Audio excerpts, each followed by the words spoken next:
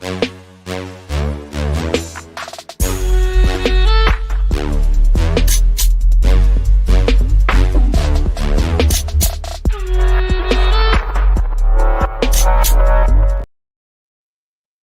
everyone. Good evening. This is Deidre with Are You a CPS Victim Like Me?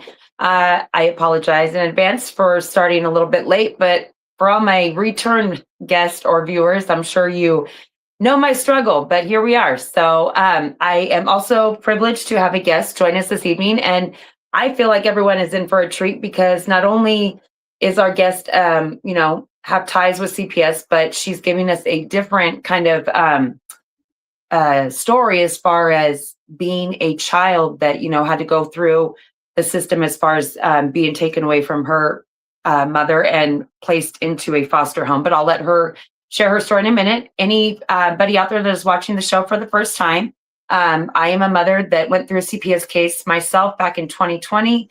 And along the struggle or the nightmare that you are about to encounter, unfortunately, I came across the what I would consider number one CPS trial defense attorney here that practices out of Southern California, and his name is Mr. Vincent W. Davis, and I do this show under his platform. And the point behind me doing this show is to hopefully, spread the word for any parents out there that might be going through a case themselves or have any kind of connection with CPS to know what's really going on and know sooner than later. Because if I could save one family from having their children ripped away from their home, then I feel like this show has done its purpose. So anybody that is interested in also maybe being a guest on my show in the future, I do these shows every Wednesday at 5 p.m. Pacific, and the 888 number on the bottom right-hand corner of the screen, you can always call in, ask for the producer Grace, and she can get you scheduled, and I would love to have you come on and share your story. So again, I don't want to take too much more time away from our guest this evening, so I'm going to go ahead and introduce her, and then she can take the floor. And again, thank you, Sabrina, for joining us, and go ahead and introduce yourself and start wherever you would like with your story. Okay, first, thank you for having me. I'm so glad that we crossed paths. I mean, different opposite sides of the country. Yeah, crazy. So, it's pretty crazy. And it's happening all over across the country is what I'm learning. Yes, So unfortunately. I was put in foster care when I was 5 years old, and that was back in 1999. I was adopted by that same family that I was placed with 2 years later. Geez, it's hard to even know where to start because I suppressed everything. I suppressed all of the memories. I did what my foster parents wanted me to do, which was hate my mother and blame her and never want to forgive her or anyone from my biological family, but especially my mother. When I turned 16 years old, my mother found me on Facebook. And I blocked her because my foster parents told me to. And she tried again when I was 18. By that point, my foster family had abandoned me. I had spoken up about the sexual abuse that had occurred at the hands of their biological son, who was in and out of the home. And that's just a tiny little bit of the abuse that happened in that home. But they kicked me out. I was still in high school, so I was homeless by the time I was homeless in high school. So when my mother reached out to me at 18 years old, I thought, I'll give her a chance. I'll listen to what she has to say, maybe. But even back then, the questions I asked her were silly questions like, what was my first word? Or, I was too scared to ever go in depth with her. And I ended up blocking her a year later. I was 19. I blocked her because I was afraid she was going to ditch me again. So I tried to beat her to the punch. And she died 6 months later. And it's something I maybe will never forgive myself for. And that was part of why I kept suppressing things. And just this year, January of this year, a journalist asked me a question that shattered everything for me. I wrote a book before finding Michelle Canoe about my mother. I wrote a book where I published my journal entries that I kept while I was in active addiction. But I still didn't write about my mother in that book at all. I thought I was putting my whole life story out for the world, and I still didn't talk about my mother. So when this journalist asked me, "Do you think you wound up an addict, Sabrina, because your mother was one?" It Mm. blew my brain. Nobody had ever asked me that. In all of the hospitals I'd been to, the detox centers, the counseling, nobody ever asked me that. So I was like, Whoa. or disorder too? Like, did I never think of that? So I took 2 weeks to try to figure out more about my mother, like, what was her life? What did she go through? Why did she get into addiction? Why did she die? I didn't even know how she died. Not really. Can I interrupt you and ask you how did you find out that she died? Well, so I knew that she died when I was 19 years old. My brother, we were split up, but he did call me after she died, and I didn't know how to react. I I barricaded myself in a room and just drank, and then got arrested for stealing alcohol a couple days later. That was my first ever time getting in trouble with the law, and I still didn't connect the dots that maybe I was going out and doing all of these things because I was so traumatized when I was a child from what happened being taken away from my mother, that even the mention of her drove me into a spiral. Uh, Now, has anybody ever asked you, or have you ever like looked it up? Because I'm not sure. I've never researched it or know anything behind it. But medically wise, does any kind of like because she had a substance abuse problem, does that kind of correlate at all, like gene wise, or no? That's not anything that you might have oh, yeah. endured because she did. I don't know exactly what the statistics are on the addiction side, but it Okay. definitely runs in families. I think it's like you're 50% more likely to be an addict if your parent is an addict. And both of my parents died because of addiction. Oh. Uh, my mother did get sober. She was sober for 5 years, and nobody told me that. Nobody Um, told me that. My foster family told me that she died in a ditch from AIDS oh. because she was a disgusting prostitute and good for nothing. The things that they burned into my brain stuck with me for until now, until the I'm 31 years old and I am just finding out the truth. Now we talked a little bit off air, and you had mentioned that I thought you had said that you had a sister that also kind of lived with you in this foster home, but then now you mentioned a brother. Maybe you want to touch on that a little bit for our viewers as far as what happened with your brother and your sisters along the way? Yeah. I'm gonna respect one of my Okay, siblings' confidentiality there. no But worries. yes, uh, I was taken into foster care at 5 years old, and I got in one car, my brother got in another. He went into a different foster home. I went over to this one, and I had a little sister who got to stay with her biological dad. He was able to get custody of her, and luckily, my little brother, his dad, got custody of him too. Eventually, Oh, wow. uh, So there was four of you total, yeah, and you all had separate fathers? yeah. Wow. Yeah, we Your did. poor mother alone with that issue right there. I mean, oh my Lord. She was desperate for somebody to love, just she Wow. had her and me had almost the exact same life. I mean, Wow. year for year, almost the exact same life. Mm. I almost died when I was 30 years old. That's when she had her first heart attack from heroin. She was Wow. dead by 37. Oh. And then, I don't know if I cut you off in trying to tell your story, but you mentioned that your brother did reach out to you to unfortunately let you know of the news, but do you have any kind of relationship with him ongoing or not Over really? the years, him and I would call back and forth, but we both are struggle with addiction. So I've Oh, been sober for 2 years. He is like 72 hours sober, so shout out to my oh, brother Jake, hey, he rock. hey, Uh, any amount of time, a minute, an he's hour. I getting mean, back on that horse, man, just keep yes, trying. But, over the years, we'd call each other and we'd both just be drunk and mad, and we'd be like we'd never really get anywhere, yeah. we couldn't even really talk about it, not really. And if Well, he because you're did both try to just so talk broken, and the fact that you didn't even get to be together too. I mean, Can't And imagine. if he did try to talk about our mother, I would tell him to shut up, basically. I would say, Yeah, "Don't even go there with me. Don't even try to talk about her. She was an awful mother." That was my attitude, and he listened to me. yeah. And, he had a different relationship with our mom. He got to go live with her actually the last year of her life. She got him back while he was still in high Oh, school, and wow. he was the one that saw, Wow. saw her pass away. He was the one that called the ambulance. He saw it all, so he has a whole other layer Oh, I bet. of trauma that is just I it's hard. Yeah.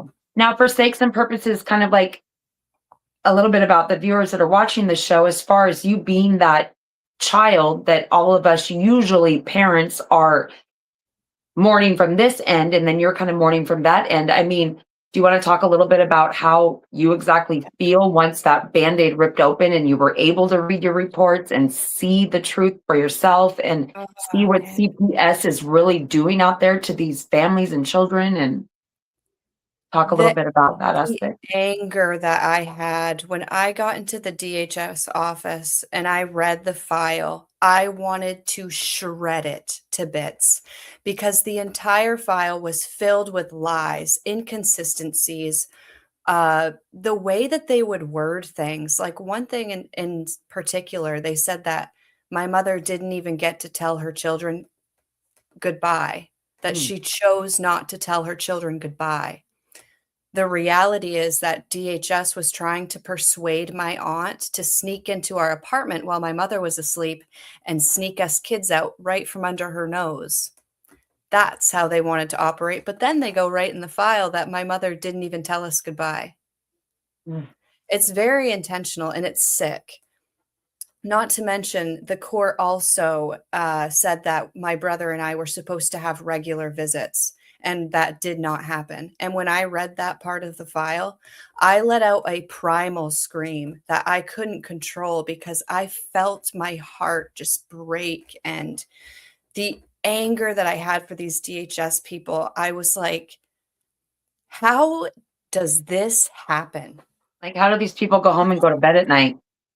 Yeah, and I remember my caseworker, and I can remember she saw me maybe twice, and the first time she came by, I told her that I was getting so angry that I wanted to bite people, and I was biting my foster parents, and she scolded me and told me I was a bad child, and then they documented in the file that I was a difficult, overly emotional child.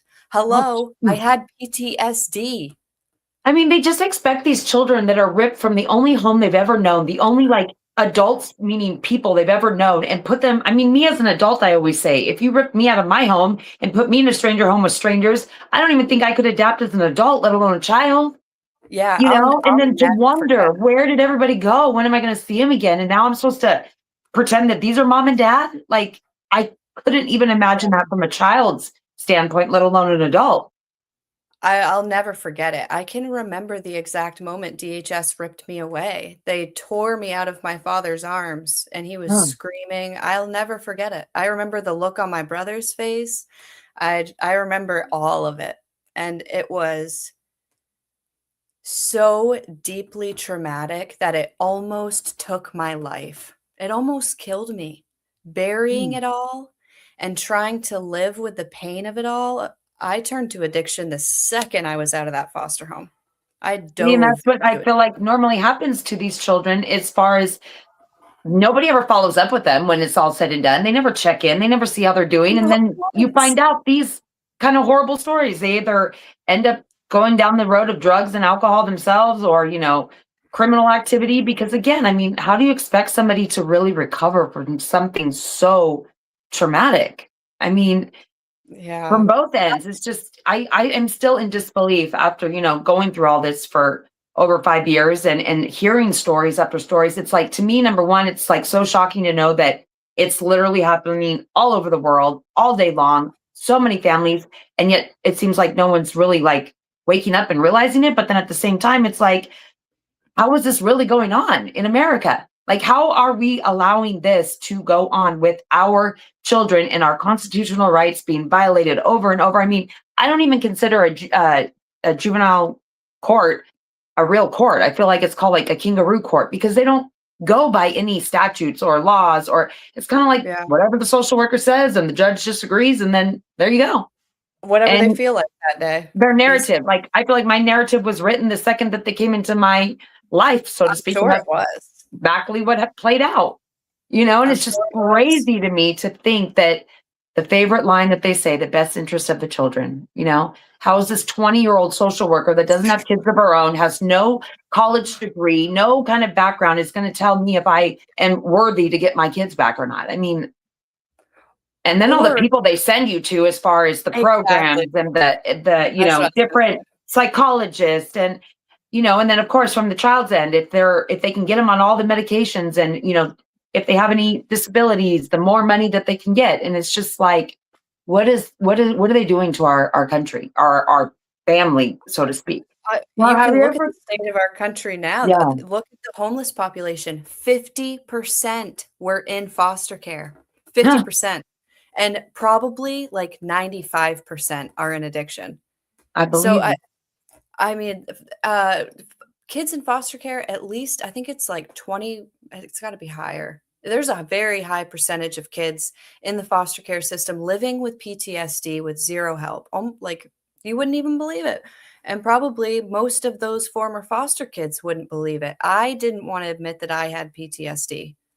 I have argued and argued and argued with my psychiatrist about it, and she has been like, no, you you have complex Um, PTSD actually. And I'm have, finally seeing it now. I can have admit you it now. ever thought about the day that you might, or I don't know if you've already made up your mind, but how you're already kind of labeled if and when you have children of your own? Because they say Oh, once you're in the system, that unfortunately, if you were to have children, that they're kind of already targeted in a way. I mean, I've seen a lot of stories that yeah. They go are, and along my with that. family has been targeted. What's that? My family has been targeted since the beginning of DHS. Yeah. Every single woman in my family had their child taken away by DHS, and it began with my great grandmother who was stolen off Native American tribal land. Yeah. Speak about that a And little bit. You told me earlier about how you have that blood in you. and I think that's part of it. DHS, I think that Native American women are targeted heavily, and I will argue that till I am blue in the face. But yet they said I that you don't know didn't what it have is. any blood And they of said Indians, right? yep, I was told that I was not Native American or nobody knew anything. There was rumors of it maybe, but it was all very hush hush. My foster parents were extremely racist. They would shave my head. Oh my They or take buzzers pretending that they were going to do that. I mean, where do you think they got that idea? They Wow. were they were just very racist people. So anyway, yeah, that was denied from me, but I found out just by doing my own digging. And you asked about kids. Mhm. I had a miscarriage when I was 22 years old. I was deep into a pill addiction and alcoholism, dating a man who was like double my age. Mm. And I had a miscarriage. I didn't know what to do, but I know that if I had had that kid, it would have been taken by DHS. Absolutely no doubt in my mind. And then I had another miscarriage when I was 28 um, because of my addiction. Uh, that kid would have been taken by DHS too. The father, his kids are being taken by DHS right now. Wow. Um, so, as far as kids go now, I've had so many surgeries on my reproductive organs. My ovaries have been cauterized. I won't have children, but adoption is in maybe Well, in I the always future. like to tell parents that have some kind of affiliation with a target, unfortunately, on them, like with CPS. I say, go out of the country far away. It's like that would just be my worst fear. God forbid, if Yeah. I mean, I would never because I'm a little bit older, but still, like if I were to ever want to have another kid, I would go so far away. Not that that's going to save you Yeah. necessarily, but there would be no way in heck that I would be having a kid anywhere in California. That's for sure. Cause it's almost like you're just You asking them already to have a come take your target. kid. You know what I Yeah. mean? It's just And so that's why disgusting. the adoption thing, it's like, do I really wanna bring those people back into my house? I don't know, man. Yeah, I've got really.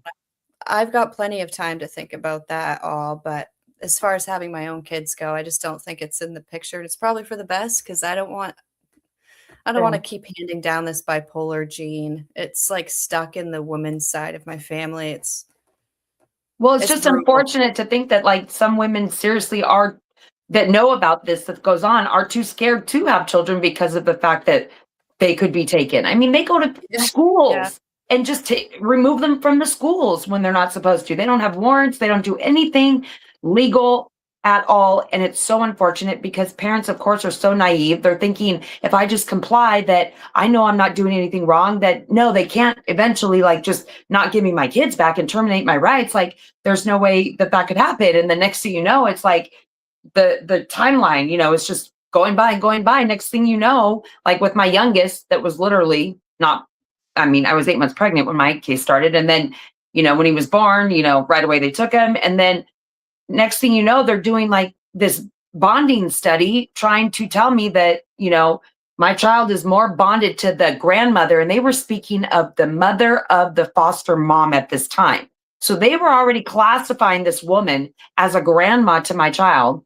I mean, They that should already have had been a, that planned yeah. out. They're like, we think it would be more detrimental to break the bond that this child has had with the grandmother, than to return the child home. And I'm thinking, well, how would I have ever been able to prove that I had a stronger bond with my child when you took him from me since day one? I mean, and then the visits that I got with him were like maybe 3 times a week, for a couple hours each. And then one of those visits was with his siblings. But I mean, it was just horrible from the start. And I felt like once I really opened my eyes and saw what the system is really, about and their motive and their goal and everything, I knew that I was like at a lost cause. I knew that they already knew what they wanted it to be, their narrative. And sure enough, at our TPR hearing, the foster parents were now showing up with their own attorney saying in the lobby that my mother-in-law overheard because they didn't know who she was. So she purposely sat next to them. And they said, we need to hurry this case along so that we can keep our son. I mean, they did so many horrific things towards the end there when the real truthness was coming out. And, they played us too from the beginning, like everybody else did. Because, again, we never thought that this would be what it was. But, even the attorney for my youngest said at the TPR hearing on record that, mother made all this progress, father made all this progress. But unfortunately, we are just out of time. But if we had a little bit more time, I could definitely see child returning back home to parents. And I thought, if you could just give us a little more time, you could see this child going back to its biological family. But yet, guess what? We're out of time. And then the fact that they wanted to adopt, I almost felt like that's what they got. Whereas, like I was telling you off air and other people that know my story, I had 2 older boys that went with my mother, and she only wanted to be their legal guardian because she knew that she would keep having the money come in until they were 18. So I didn't lose my rights to them and they didn't get adopted. But I felt like, wait a minute, why couldn't they have the foster parents remain the legal guardian to my youngest so that I could have still done whatever it was that they think I needed to do to still get that child back? But again, that's not what they want. They want the bonus incentives for the Yeah. adoption. And, they They want more funding. And that's what they really get with the adoption. Where my mom kind of stopped them there. She's like, I'm not adopting because I know the money goes no more. And so they had no other choice, but they're still making money because, the government gives, the county X amount of dollars. And then out of that, then they give it to my mom. So of course they're still right. making money, believe me. But, They get for these bonuses. for these Like social workers, they get bonuses if they actually adopt. And I'm thinking, isn't that really backwards? I'm like, shouldn't it be bonuses for it's reunifying these families it's if you're a supposed real to be. social worker? It's supposed to be, but instead they get bonuses for open and shut cases. If they could, the faster they close that case, the bigger check they get. So if they hear of a foster family that wants to adopt, ding ding ding, cash in day. Oh They yeah, don't and it's care about these disgusting. kids. They don't care about if they cared about me, they would not have placed me with that foster home. I would love to talk to the people who placed me in that foster home because I got a whole lot of questions for them.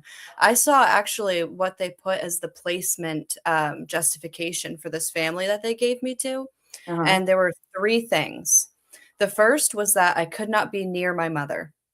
The second was that I was able to be in the Girl Scouts. The third was I was able to go to church. The Girl Scouts thing was nixed as soon as I was adopted. I was not allowed to leave my bedroom. Mm. I could go to school and come home and go in my room and not leave, not talk to anybody, don't pick up the phone, don't check the mailbox, don't even come out of your room, basically. Oh gosh. Not allowed to shower, not allowed to take a bath, you're not allowed to go look in the fridge, you're not allowed to speak. Oh, That type of stuff, and just constant berating, like just always calling me fat or they would try to compare me to my mother. They'd be like, you're just like your mother. You're just a slut or what worse did things they than that. even ever meet your mother? No, they know. Wow. Never met her, but Wow. they hated her for And they some knew reason. so much about this individual, but yet they never met her. Never met her. Did you ever And have the courage or the nerve to really sit there and look at them in their face and be like, "Then why did you adopt us? Like, if you hate me, us so much, or no, as a kid, you just yeah, I did. I would ask them like, I wouldn't say it like that, but I'd just feel like, "Why did you adopt me?" Because 'Cause I'm trying to figure it out. Like, these like, people where's the love? obviously Like, why did really you want hate me. anything to do with me, right?" Yeah, It's like, why do you want me? And they could never give me an answer, and I'd never wanted to admit it until recently, but it's so obvious. These people were scammers, okay? They would scam the government out of whatever they could. They literally burned a house down to cash oh, in an insurance check. They saw foster kids as a payday.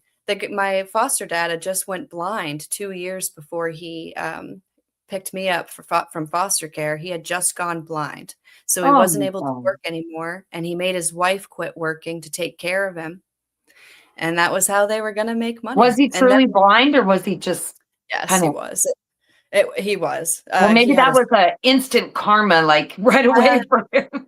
Yeah, because he's done some pretty dark stuff in his life. I have forgiven him, I really have, but the damage that he has done to me is probably going to last in some ways, going to last forever. I still hear his voice in my head all the time.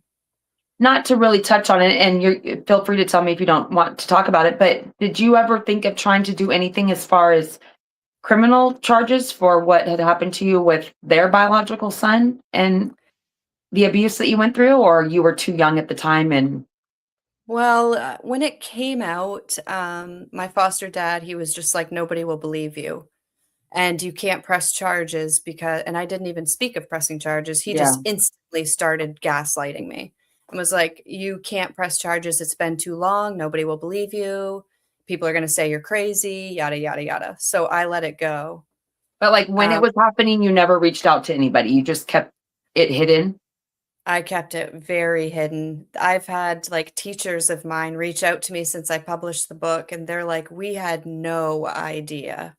I hid Wow. it very well, but some of my old childhood friends have reached out to me and they've told me that they knew. They knew Wow. they knew something was not good in the home, but they Were didn't know how to help. yeah, were you ever able to confront that individual in any kind of way or not really? Mm. Yeah, I sent him a message on Instagram like a week ago and was like, "Hey, I've forgiven you for the nasty, crazy stuff you've done, and if you ever wanna talk about why you did it, call me because I wanna know why. Why He are probably why was are you shaking in out?" his pants thinking maybe you're gonna maybe do something to get him He to blocked talk me. about it, if you know what I mean. Pay I've for kind it. I've kind of ruined his life a little bit publishing my book. His girlfriend left him, he's homeless, but, Oh, it hey. wasn't just me he sexually abused, he also did it to lots of other family members, and a lot of those family members are now either in jail, dead, or in addiction. So he caused that. Well, you know what? I would feel a little I hate to say it like this, but I would feel a little, like, satisfied with knowing that at least not only did you get the truthness of what he did to you and other people out there, but hopefully you're Yeah, preventing him from being able to do that to anybody else going forward, you know? What if he has that's what it's kids? You about, know what I mean? It's like, holy moly. and he does. Oh, He does. Yeah, wow. and it's not good. I hope those kids aren't having to suffer through anything of that matter, but, um, Yeah. I don't know, I kinda just probably interrupted you with your flow of your story, but maybe right now let's because we have about 17 minutes left. You wanna talk a little bit about the 2 books that you have published for people that might be interested Yeah. in getting those? Yeah, so both are available only on Amazon because that was my publisher. I just really wanted to get these books out there because I want people to see how I've overcome this stuff. The first book I wrote, it's called 30, Dirty, and Dying, and I started writing it the week I got out of detox. And it's not to preach at people about how to get sober or anything. I just published my journals that I kept while I was in active addiction. Because if you read those entries, you can see my decline and you can see the triggers a lot. I think that it could be interesting for somebody to either start journaling themselves, maybe it will inspire them to do that. But I've had so many people reaching out to me that they can relate to what I went through in those journal entries. I've gone through all kinds of stuff, not just foster care, but, not just the sexual abuse either, but, domestic violence. I've been through that. Attempted murder. I've been through that. Oh my God. Um, I've almost died quite a few times. And, I feel like I've got a lot of stories to share, and I'm just doing it so that other people can feel safe about it. I'm not a perfect person, and the stuff that I wrote in 30, Dirty, and Dying, nobody else knew about except for me. I was a very private person. I did not have social media. I did not talk to anybody. I stayed in my wherever I was, and I got drunk and I got high. So now I'm allowing people. I just dropped a grenade, Yeah. honestly. I just But you know dropped what? it. Haven't you seen kind of nothing but not maybe success, but like positivity coming from it as far as I don't even know Yeah. what I'm doing. I've never done anything like this, but boom, and let's see how the world reacts. And I I mean, had so much anxiety when I published that, but then I felt so much relief. mhm, Like, finally, I got it off my chest. So I let that book ride for about a year, and I really didn't sell any copies. I sold mhm. maybe 60 in the first 6 months, which was okay. I was just happy to sell any of them. I You're couldn't like believe one I person is gonna read my book. Okay, cool. That's how Yeah, I I was would have like, "This felt. this is awesome. Whatever, I wrote a book. Yeah. Whatever. Cool." I wouldn't even But know how to write a book. So that in itself is really cool. I've always liked to write. I've always been a writer, and I've Oh, always that's wanted to write a awesome. book, so I just made it happen, but then everyone kept telling me, "You have to write another book." I'm like, "I don't know what to write about. I just told you guys everything." Yeah. But then when that journalist asked that question, she was interviewing me about 30, Dirty, and Dying. I just I wrote that book in a month. It was Wow. all I did. I did not leave my bed. I barely ate. I got way too thin because I was just not taking care of myself, but I was obsessed with finding out the truth about my mother, and knew that I had to get it out. The second I did, I just boom, published that one too, and I once I started speaking out about being in foster care, the amount of people who reached out to me looking for help, like how to get their file I mean, it's sad, but or it's kind of like that feeling of like, oh, I can help somebody, right? It's like my past and trauma can actually maybe prevent someone from experience much as you did, but at the same time, it's really kind of sad to see how many people are going through yeah. kind of what you went through or going through. And the biggest thing about that book to me, honestly, it was for me and my mom. Yeah. It was all about my mom. I just could feel her. That's the only way I can explain it. And it was like I had to know who she was. Well, because your I whole had to life forgive her. you believed that your mother was somebody that she obviously completely wasn't. And I mean, Yeah. that in itself, for anyone watching out there that our parents struggling, we always wonder that have lost children.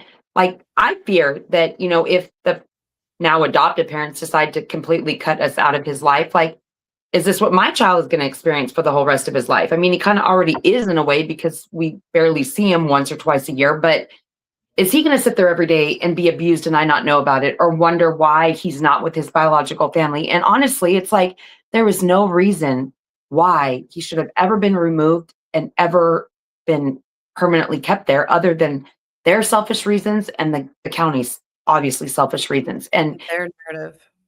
all the children that are out there in the world thinking like you were, like, oh, my mom didn't want me, or my mom was this horrible Yeah. person, when in reality, it's like once they see the other side, what was that one moment where, I don't know, did you go to the DHS office and you finally read it, or did somebody tell you exactly that wasn't what the truth was? Or what was that one key moment where you're like, my mom was really not who I believed that she was?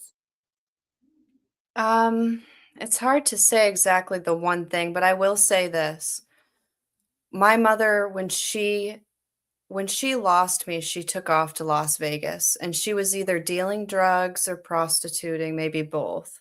I don't know, but when she came back, she had to face a charge that CPS nailed her for. This is how CPS originally got involved. She passed a check for $170 when she didn't have the funds to do it.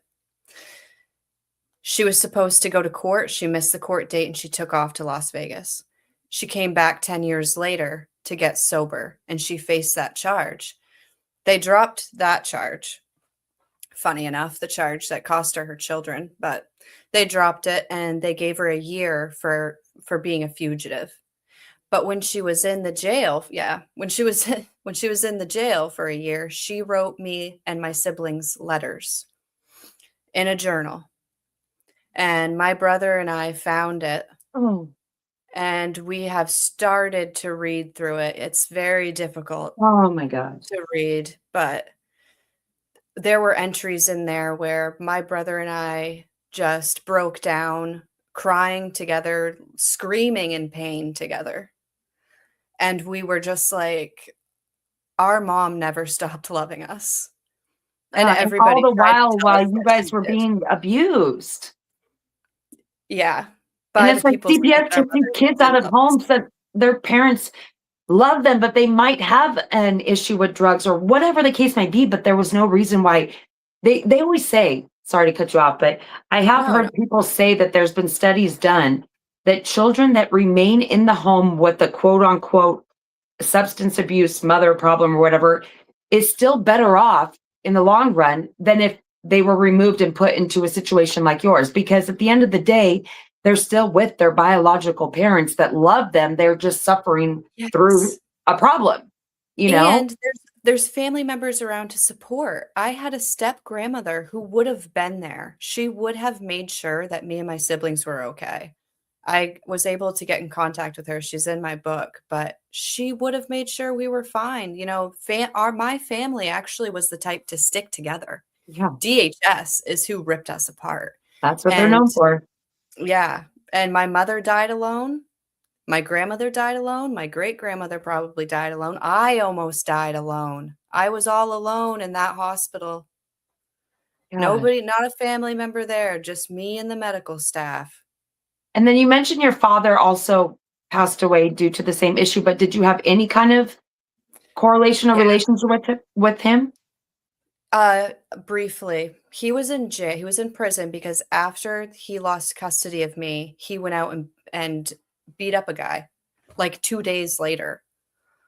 So, he had to go to prison for that for 10 years. Oh my When gosh.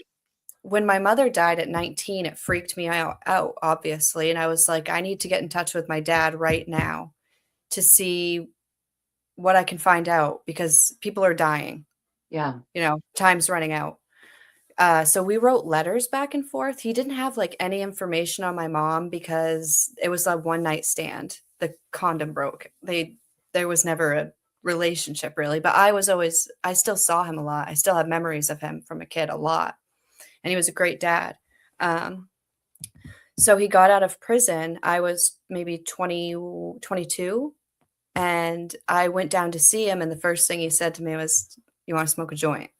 Oh, You want to have a beer?" So that was our relationship. We just got, drunk together. And it took, I think within a year and a half, yeah, he got into the hard drugs. I didn't want to believe it, but I let him live with me briefly and he got me evicted.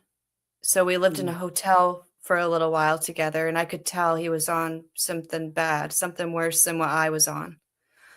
Uh, so I kicked him out and I blocked him, just like I did to my mother. And he died 3 days later. from a Oh, fentanyl overdose. wow. I didn't want to admit that it was a fentanyl overdose, but it was. So unfortunate. I barricaded myself at that point too. I was supposed to go to school that day and give a speech on why addiction is so deadly. Oh, And I got up in front of the class and burst into tears and ran out the door and grabbed a bottle of whiskey and hid out for about a week. wow. Well, the one good thing that I feel like your story also shares is not only have you overcame your, addiction and you're still here to be able to talk about it, but, I feel like because of those extra struggles on top of everything else, I feel like that kind of I feel like gives you that much more like power to like keep doing what you're doing, if that makes sense. Like I feel like maybe Yeah, you kind of have felt more of like your purpose, maybe so to speak, as far as even though it's coming from trauma and grief. But I mean, sometimes I feel like as much as I always fight the system with these shows, everybody out there that watches me knows. I mean, you should see me. I bought a laptop, I bought a webcam, I bought a microphone, I bought everything, and then I always resort back to my phone and then I'm like, every day I'm like struggling, like, oh my God, I'm this or that. Or like today, road construction, I forgot on the way home from, and it's it's like, it oh my happened. God, am I not supposed to do the show or what? But then after I do it Uh, and I talk to somebody like you that is, going through it yeah, too, it's like, I feel like, okay, I did all that and I still felt like I did something. It was worth it. that's the But key. Those are tests. Those are yeah, tests designed to keep you from your bigger purpose. And if yeah, you can fight through those tests, you will be completely victorious. I mean, there is no better feeling than rising above, accomplishing something. I was like just thinking about that yesterday, actually. Like when I was in addiction, I mean, you don't have a purpose, right? I mean, you don't have a mhm, future. My future was, let's see if I make it to tomorrow. That was yeah, my future. So now it's like a wow. little intimidating, Yeah, to know but where you came from in a way and where you are now. But who you yeah, can help is the way I look at it. Funny you say that. The way I came across you was immediately you standing behind a podium giving a speech, I think at some college, was it recently? yeah, And that's yeah. what triggered me, and that's how I got to know you and read about your story. And I was like, oh, I would Cool. love to have her on my show. And then, to have that different, perspective. But I mean, that in itself should show you that, something so great like that is reaching other people like us that have Yeah. gone through the struggle, not necessarily the same way, but, from the other end. But I feel a sense of like, I don't even know what I feel, but to hear it from a child's perspective, even though you're an adult now, it's like, I don't know if I feel more upset knowing what my child will still go through or better because I can feel like there's still that light, there's still that There end story is. where, no matter what they choose to do as far as completely cut us off or keep us in the knowing, there's going to be that day where he can finally make the decision of his own. And, Yeah, to give that hope to people out there that are, going through situations from whatever end that you're still here living, your child might still be there living somewhere in the world. Don't give up because there's still a lot of life to live, and hopefully somehow some way you all come back together, and make what you can of what was left then. yeah, don't give up hope, don't, because look at me, I'm 31, and I mean, my mom's gone now, but if she was alive, she'd be 50 today, and, Today, like we c today. or no, no, no, no, Oh, okay, I was like, whoa, that is even more ironic, but you mean no, like her birthday today was this last week, year. actually, Oh, like, well, hey, last that's week. close enough, so happy birthday to Yeah. her. She would have been 50, and it's like, I get messages from people who are, like, in their 60s. I've had people message me in their 80s asking me how to find their DHS file because they wanna know who their what it they wanna know about their parents, about their family. It never goes away. We No, I can know, I suppress feel like it, but it never goes and away. now the only good thing I feel like we have more or less in our favor, so to speak, is the whole like 23andMe or, Yes, ancestry.com, like that with our helps me bloodline, so much. Yeah, because I That feel like they helps can't so keep our much. children hidden for forever as long as that, is coming up and going, but Yeah, it's an well, awesome tool. we have just a couple minutes left here. I don't know. I wasn't paying attention if anybody was leaving comments or questions maybe that you saw that you wanted to address, or do you maybe have Oh, any last words of oh, wisdom shoot, I or didn't even know that was a thing. I'm so sorry. no, I'm Uh, horrible at that. Meaning I never pay attention because I'm so not tech savvy, but if you had Yeah. seen any maybe that you wanted to address or look at, then I was going No, to tell you feel free to. But maybe I do you guess want to give our viewers like if they wanted to reach out to you, do you want to give them like maybe your yeah. social media info or Yes, please. go You can ahead. find me on Facebook, Sabrina Rose, or just Google Sabrina Illustrated. There's like my Instagram, TikTok. I'm everywhere, Sabrina Illustrated. You can also email sabrinaillustrated@gmail.com. Um, And get yeah. her copies of her book and read them because I'm still wanting to read. I'll probably do like an audio or something because I hate to. Oh, I I don't love have an listening. audiobook yet. I Oh, I they don't do that started on with Amazon? no, Like if there's well, books, oh, I thought it was an automatic type of thing or something like not that. automatic. You got to go through the hoops. I Oh, just haven't okay. done it yet, but Well, I I'm need to so because you're interested not enough wrong. to read it. I'm just the type that will be doing something, driving somewhere, and just put it on the radio or podcast and Yeah, I need to do it. simultaneously, you know what I mean? But well, I totally am so thankful for you coming on and sharing your story. And if you ever want to come on in the future, of course, feel free to reach out. And then also, I always forget this part. I told you earlier off air, but for anybody listening and watching, if you ever are interested in being a guest on our show, Sabrina also qualifies for it, but you get to have a free 15-minute consultation with Mr. Vincent W. Davis, who the attorney is that I do the show under. And, obviously you are older and, your case is not anything of open, but, we did talk about maybe possibility of a civil lawsuit of some sort, or, I don't know, but Equa violation. yeah, anything along those lines. So of course, anything that, could still open up anything to get some kind of justice, if that even is a word in CPS's terms, but the more tries, the better, right? But yeah, so anybody that is a guest, you qualify for that. So again, I thank you for coming on tonight. And anybody out there watching, if you want to be a guest on any of my shows in the future, reach out to the 888 number and my producer can get you set up. And other than that, thank you again for coming and have a good night, everyone. I will see you next week. Bye-bye. Thank you for having me. Uh-huh. A vivid picture is encrypted in your mind as the critics get in line like they're witnessing a crime. But then you notice there's a shiver in your spine from the feelings of discontentment and bitterness combined. Heartbroken when you listen to the judges, another kid's innocence corrupted. And if you go against then it's destructive. Consider this predicament the toughest, but we believe in a system fit for justice. Child Protective Services only pretends to save it. The one solution for this is worthy of instant praises. 30 years of experience with relentless cases. Allow me to introduce them. This is Vincent Davis defending you when they don't think a mother fits the role. Is it juvenile dependency or government control? Observe the pain in their eyes. It's time for us to realize we are the